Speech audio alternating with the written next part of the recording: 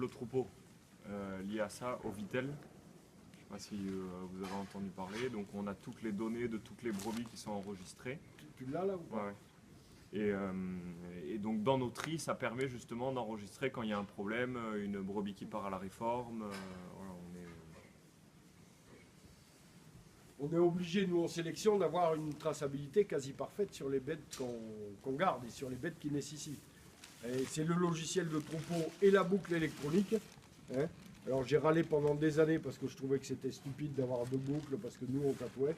Mais en fait, si on utilise la boucle électronique avec un logiciel de troupeau et un lecteur de boucle derrière, c'est vraiment... Et là, on peut, par exemple, on va aller voir la carrière d'une brebis. Donc on rentre le numéro de sa boucle.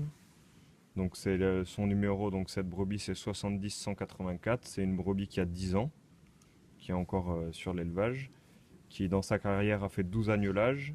Elle a fait 25 agneaux nés. On connaît sa mère, on connaît son père.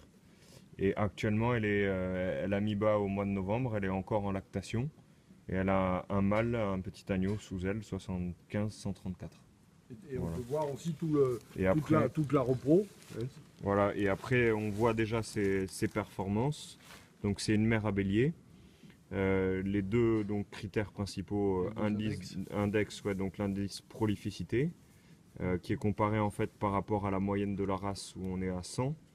Donc là elle est à 94. Et la valeur laitière, donc c'est une très bonne laitière, on est à 111 par rapport à la moyenne de la race qui est à 100.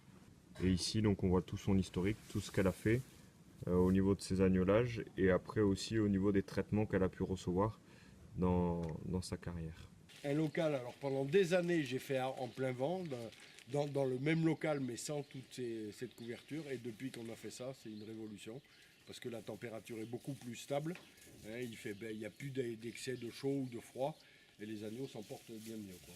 Dès que le niveau baisse, ça déclenche une pompe, ça déclenche un distributeur de lait, ça déclenche un agitateur, hein, ce qui reconstitue le lait, et ensuite les agneaux, ils ont dans chaque lot de batterie de tétine. Les agneaux donc, qui sont à volonté. Alors là, ils sont à volonté, ils têtent comme s'ils étaient sous la mer.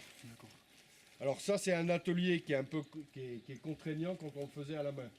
Hein, parce que quand on faisait à la main, on avait des trépieds avec un seau, avec des tétines. Tous les jours, on fabriquait, on versait dans le seau et on donnait à boire 3 fois par jour. Avec une louve, c'est essentiellement le paillage. Hein, et puis après, il faut veiller à ce que les abreuvoirs soient propres et on leur amène de l'aliment régulièrement. Mais ça se fait beaucoup mieux qu'avant, quoi. Et ensuite, il y a un système de chauffage qui fait que la température ne varie pas. Le lait est dilué à peu près à 45 degrés, hein, et il est bu ensuite par les agneaux. Alors ça, par contre, c'est du matériel qui est nettoyé tous les jours. Et désinfecté. Nettoyé, désinfecté tous les jours.